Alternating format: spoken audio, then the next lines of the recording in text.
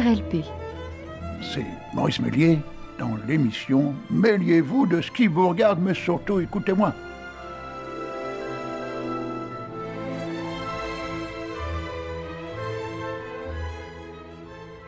Chers amis, bonjour. Alors je voulais dire quelque chose à Françoise. Je suis désolé Françoise, mais à midi je ne viendrai pas. Je trouve que la dernière fois, tes frites étaient vraiment pas bonnes. Il va falloir que tu t'améliores, mais préviens-moi ou envoie-moi un petit paquet de frites pour voir si elles sont meilleures qu'avant. Je ne vais pas me déplacer pour bouffer des frites dégueulasses. Hein? Bon, c'est normal. Parce que qu'est-ce que tu croyais? Que je venais pour toi? Mais non, c'était pour tes frites que je venais. Ah, tu n'avais pas compris ça, toi? Ah bah tant pis. Alors, je sais que ça ne te fait pas plaisir, mais tant pis. Moi, je suis direct. Hein. Je suis franc. Ouais. Hein? Bon, allez. Mais tu peux continuer de m'écouter, hein, tu as le droit. Ah, tu veux plus m'écouter? Fais grave parce que je vais changer. Hein. J'en ai trouvé une autre là qui a l'air vachement plus sympa que toi. Hein. Ouais. Bon, je te tiendrai au courant. Comme ça, après, oui, tu n'écouteras plus RLP, mais c'est pas grave. Il y a des millions d'auditrices qui n'attendent que ça, que je fasse un burn-out avec elles. Non, pas au mois d'août.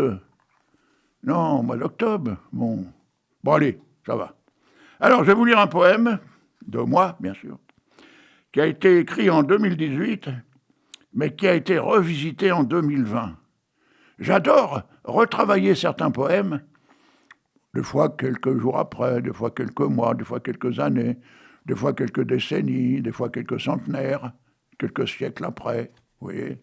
Enfin, si je devais faire quelques siècles après, il faudrait que je prenne des poèmes, là, des mecs qui en faisaient il y a un siècle. Mais je veux pas toucher à leurs poèmes quand même, parce que la plupart du temps, c'est des mecs bien, hein. Bon. Allez. Alors, ça s'appelle « Les marquises célibataires ». Ben oui, ça existe, hein. Ah ouais. Ah ouais, elles n'ont pas trouvé de marquis. Bon. Là, je ne vois pas pourquoi, si elles n'ont pas trouvé de marquis, pourquoi ça s'appelle marquise, hein. Normalement, la femme d'un marquis, elle s'appelle marquise, normalement, hein. Bon. Allez, sa perruque sentait les frites. Mais non, je ne parle pas de toi, Françoise. Faite à la graisse de cheval de course. Normalement, c'est interdit. Hein. Elle la portait le samedi soir au bal des marquises, célibataires, où seuls les mâles habiles et habillés d'oripeaux de canard, hein, bien sûr, pouvaient prétendre à aborder l'aristocratie féminine. Nous étions au temps des incroyables.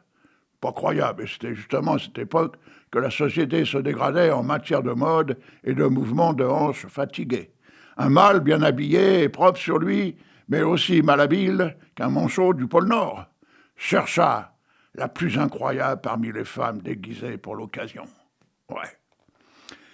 Il aperçut la plus folle de toutes qui portait sur sa tête une fausse tour Eiffel, par imagination, puisque Gustave Eiffel n'était pas encore né.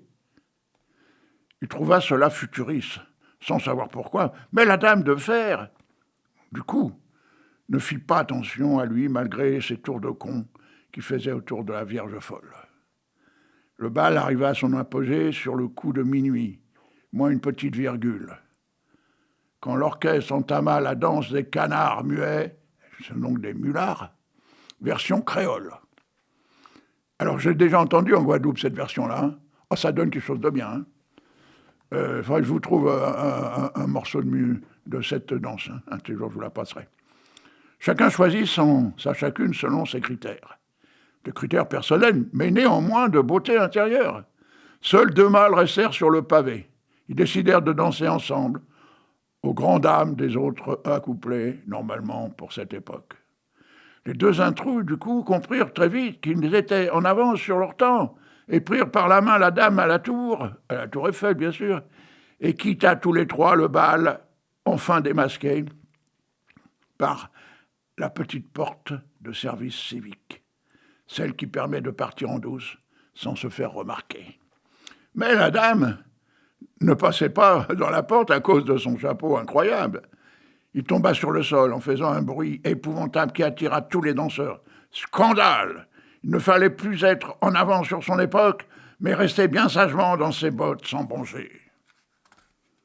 Depuis, plus d'une seule personne ne fait attention aux excentriques, comme Galilée et Léonard de Vinci, qui eux-mêmes avaient exagéré en votant des siècles d'avance des scientifiques d'aujourd'hui. En volant des siècles d'avance, pardon. Puis arriva les voleurs d'idées préconçues des autres, et tout redevenait dans l'ordre des choses, inventé par les premiers. Et cela recommença au fil des siècles, avalé par des savants trichés. Par des savants, hein, donc des savants qui trichent. Voilà. Et alors, j'ai une petite anecdote à chaque fois, presque à chaque poème de ce livre, fait par Jacques Prévert, et qui dit « La différence entre un ouvrier et un intellectuel, l'ouvrier se lave les mains avant de pisser, l'intellectuel après. » Ah, il était doué, j'adorais moi, ce qu'il faisait. Hein. C'était génial. Bon, alors un autre poème de mon inspiration. Et Dieu sait si elle est grande, aussi grande que mon expiration, ou ma respiration. D'ailleurs, je respire presque plus au moment de mon inspiration que de mon expiration. Mais il paraît que c'est normal. Bon. Alors, le port greffé, il a été fait en 2022, à 1h46 du matin, ouais, parce que c'est toujours à cette heure-là, ouais, c'est la nuit qu'on greffe les porcs. Ouais. Parce qu'il ne faut pas que ça fasse de bruit, et puis on lui met un bandeau, parce qu'il gueule, le porc. Hein. Alors on dit le porc d'attache, oui, on l'attache, oui. Hein. Je me gavais de rêves, avec quelques pointes de cauchemar, pour m'évader de ces nuits monotones faites de vide et de rien. Parfois, des bribes d'atrocité prenaient le dessus au détriment des rêves merveilleux, en étouffant cette sérénité et ces belles envolées. Il me fallait faire des efforts pour chasser le mal pendant ces longues périodes allongées. Un jour en pleine nuit, vers minuit, et quelques secondes, un rêve beau et fantastique comme un cochon greffé arriva grognant de plaisir. C'était un homme qui lui avait offert son cœur en lui conseillant de ne manger que du maïs transgénique afin de ne pas avoir de rejet de virgule mal avalé et de retour à la ligne. Ce rêve, au petit matin, fit le tour du monde, sans indiquer que c'était mon rêve à moi seul. Les médias n'avaient pas mon autorisation pour divulguer un rêve aussi beau, sentant le lard et le pied de cochon. Hein? Il me fallait intenter un procès à chaque média pour usurpation de rêve. Et c'est la confrérie des porcs, des tables débarrassées, qui décida de m'aider dans mes démarches pour établir la vérité. Alors, bon, mais la vérité, puis bon, pour les plus greffés, parce qu'il fallait en greffer d'autres, hein. Devant autant de demandes, les porcs prirent peur. Ils redoutaient de devenir des porcs salutaires, au plus en plus de porcs saluts, fromage interdit aux cochons greffés et autrui. Cherchant une solution pour réduire la demande auprès des porcheries et de ses habitants, je pris la décision de refaire ce rêve à l'envers. Mais c'était l'erreur à ne pas faire. Ce fameux rêve prit la direction inverse et greffa un pied de porc à un cheval de bois posé sur la chambre d'un enfant. Vous vous rendez compte? Le gamin était vachement emmerdé. Hein. Ah ouais. Alors, encore une fois, la presse, toujours pressée d'annoncer les grands rêves, ne prit pas la peine de vérifier et fit la une avec ce titre. Un enfant se trompe en montant sur un cochon au lieu de son cheval de bois et tombe en s'étouffant dans le lisier. Vous vous rendez compte? Les conneries qu'il racontait à la presse, hein? Depuis, je m'interdis de rêver et de rester je reste debout toute la nuit avec mon doudou serré contre moi. Il paraît que le contraire a été réalisé, un cœur de porc sur l'homo, impatient, mais la presse n'a rien dit à ce sujet. Voilà, bon. Alors, moi je vais me faire greffer un cœur de porc, ouais. Je trouve que c'est quand même mieux. C'est mieux. Et puis un groin aussi, ouais, un groin. N'importe comment, vous ne me verrez pas, donc c'est pas grave. N'importe comment, je suis pas beau. Peut-être que grâce à ça, je serais peut-être beau. Hein? Un cœur de porc et un groin. Vous vous rendez compte? Hein? Moi, je garderai la barbe. Et le groin, je ferai en sorte qu'il soit rouge, comme mon nez actuellement. Parce que ça, c'est important. Hein? Un Père Noël qui n'a pas le nez rouge, c'est pas normal. Bon. Alors tiens, Patrick Hoche. Alors on va faire que du Patrick Hoche aujourd'hui encore, parce que j'aime bien. Alors tiens, ça tombe bien, il fait la Java de l'ours dans l'aquarium, figurez-vous.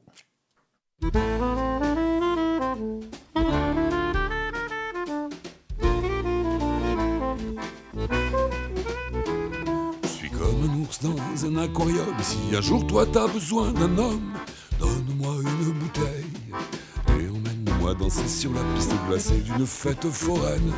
On se ferait les poches pleines si tu danses autour de mon chapeau. Remonte ta jupe encore un peu plus haut. Et apadabada et diddle-die. Et apadabada et diddle-die. Chava, est-ce que tu me jetteras par terre à la braderie des vieilles affaires? Est-ce que tu me diras, bah les pattes animales? Tu danses tellement mal. Est-ce que tu me jetteras par terre à la braderie du secours populaire? Me feras-tu du bien, me feras-tu du mal à la sortie du bal?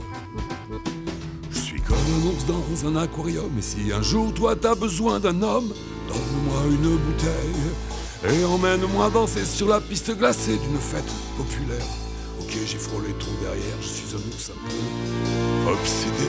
Enlève un mouton ou deux à ton décolleté. Bravo, les de die. Et apadabala, et die. Java, est-ce que tu te laisseras faire chez toi ou sous une porte cochère? Est-ce que tu me diras, bah les pattes animales? Tu danses tellement mal. Est-ce que tu me jetteras par terre pour le baiser de l'ours et de la panthère? Me feras-tu du bien, me feras-tu du mal à la sortie du bal? Allez, danse.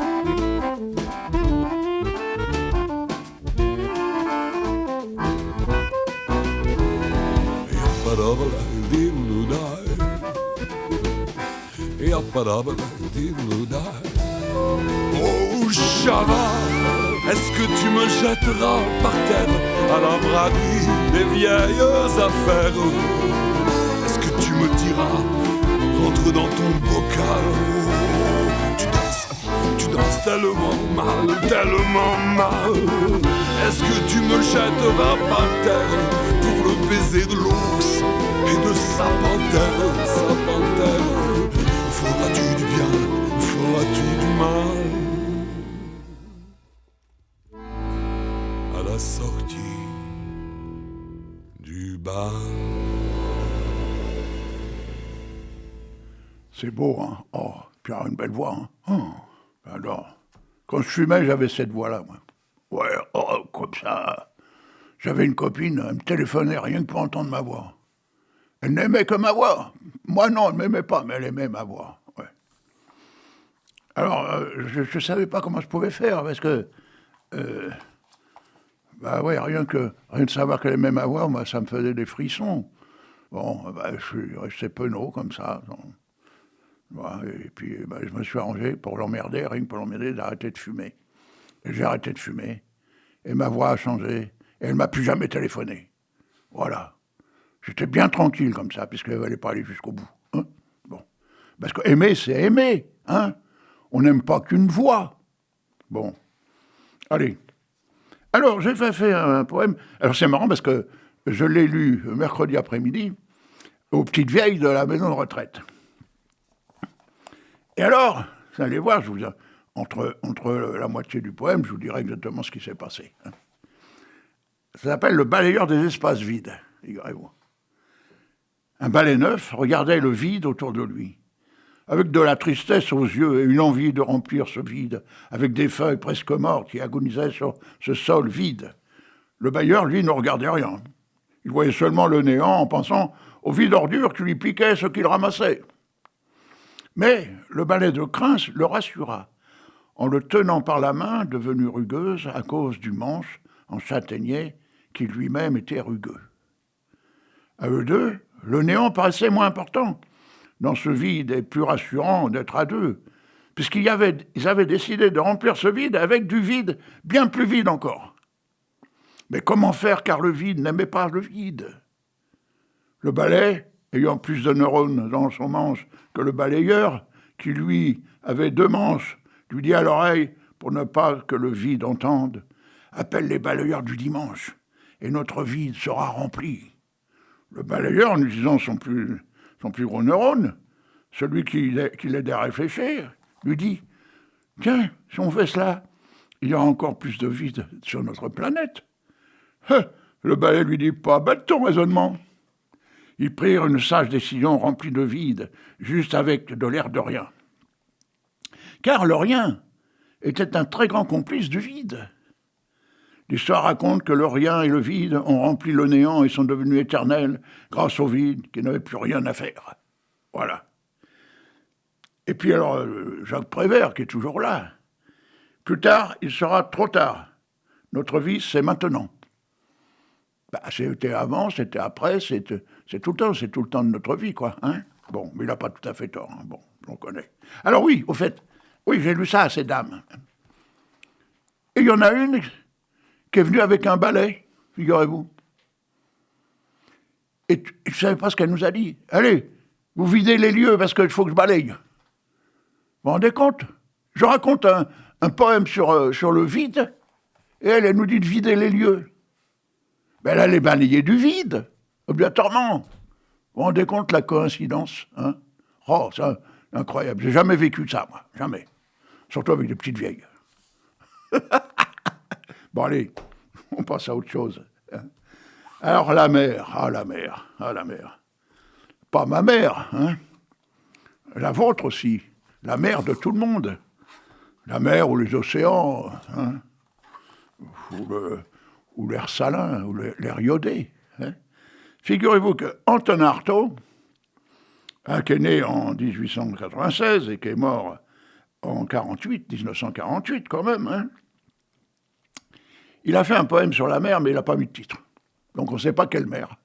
Est-ce que c'est l'Atlantique? Est-ce que c'est la Manche? Est-ce que c'est la mer du Nord? Est-ce que c'est la Méditerranée? Est-ce que c'est la mer Égée? On ne sait pas. Bon, c'est pas grave.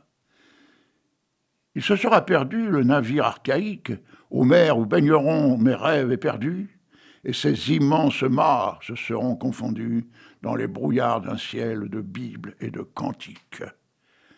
Un air jouera non moins d'antique bucolique, mystérieusement parmi les arbres nus, et le navire parti n'aura jamais vendu la très rare denrée au pays exotique. Il, alors, écrit comme une île, hein, l'île, voyez, une île en plein milieu de la mer.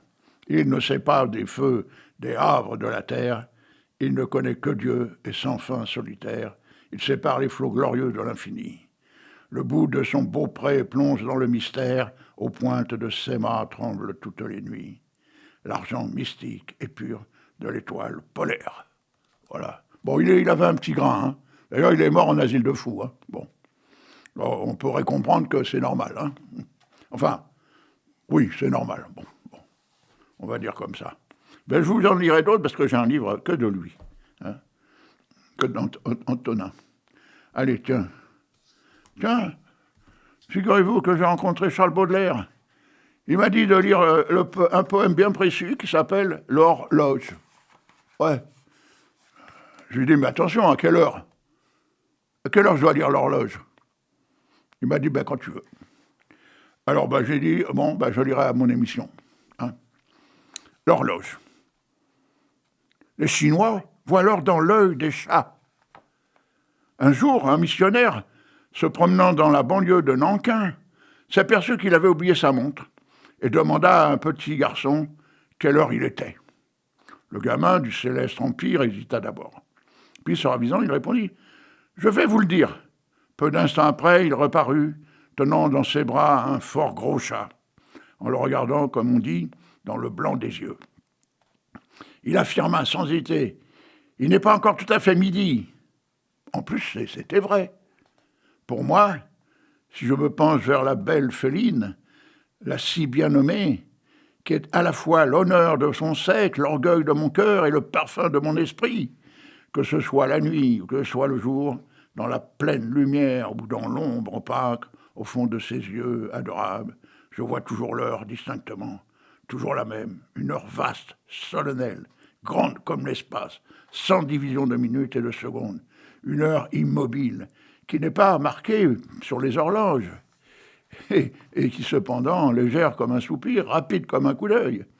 Et si quelques importuns venaient me déranger pendant que mon regard repose sur ce délicieux cadran, si quelques génies malhonnêtes et intolérants, quelques démons de contretemps venaient me dire « Que regardes-tu là avec tant de soin?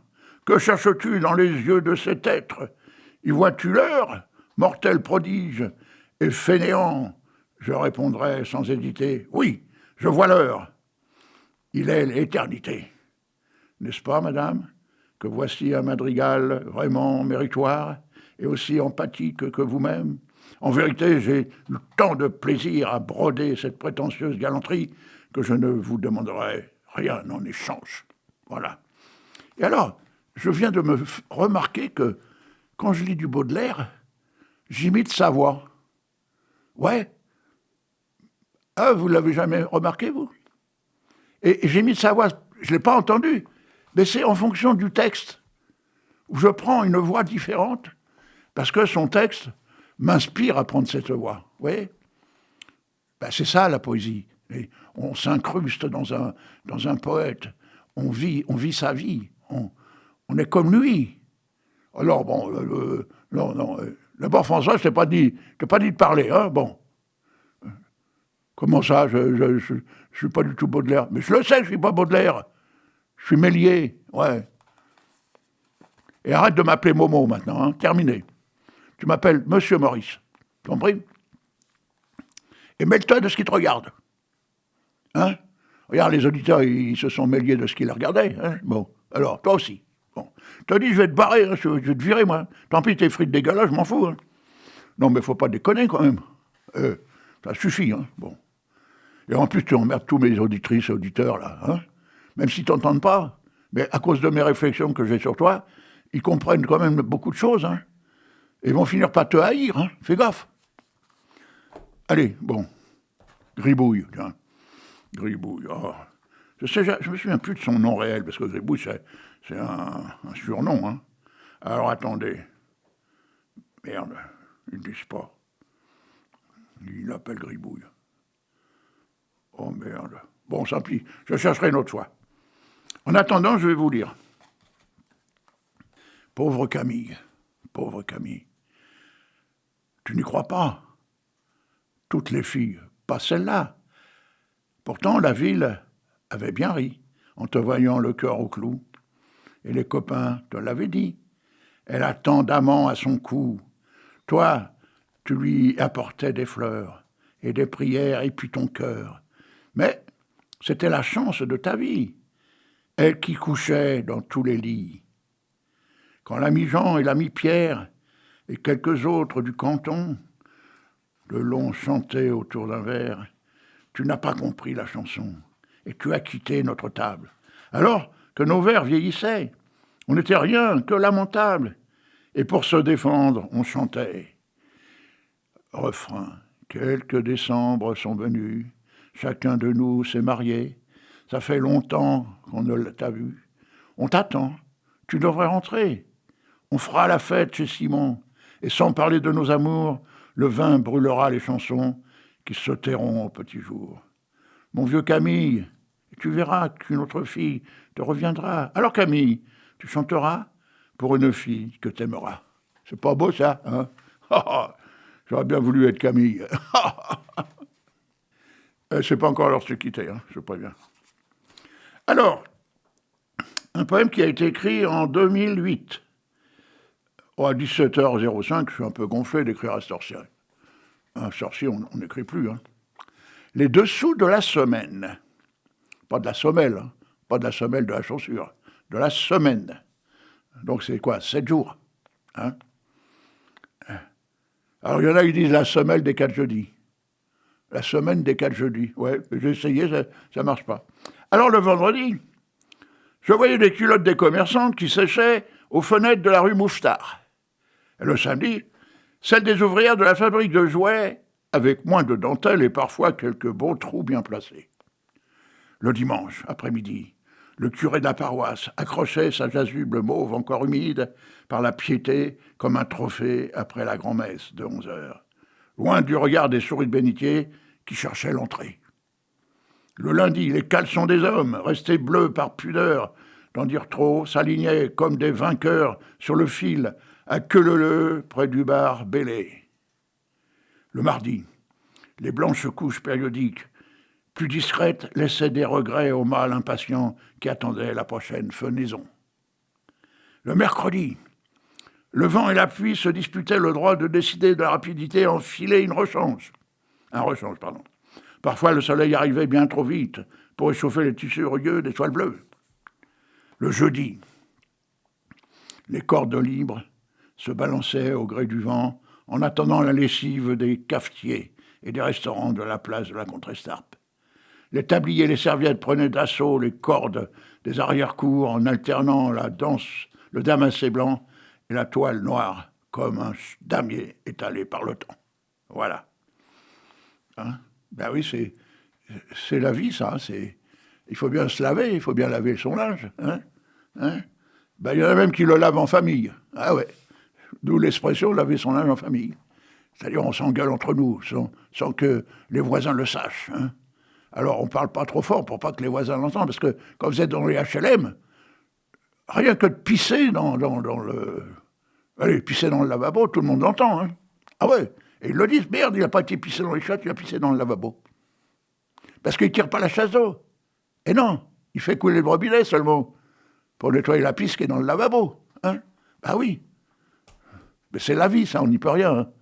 C'est normal. Moi, j'ai décidé de pisser dans le lavabo maintenant, pour la peine. Ça évite de retirer mon pantalon, de m'asseoir sur la cuvette. Hein? Parce qu'en plus, je ne sais jamais qui s'est assis avant moi. Hein? Bon.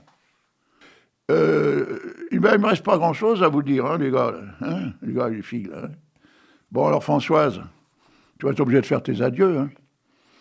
Tes adieux à RLP. Hein. Bon, ben, il me reste une semaine pour en trouver une autre. Hein.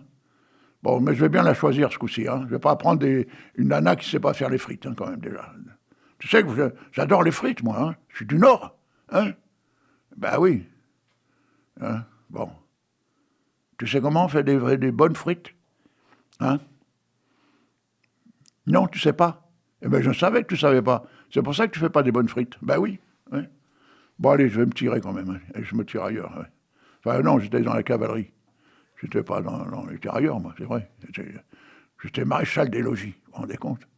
Je conduisais un char. Enfin, je commandais un char.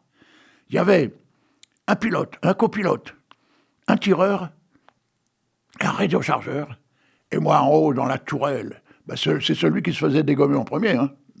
Chef de char. Oh, j'étais fier allure.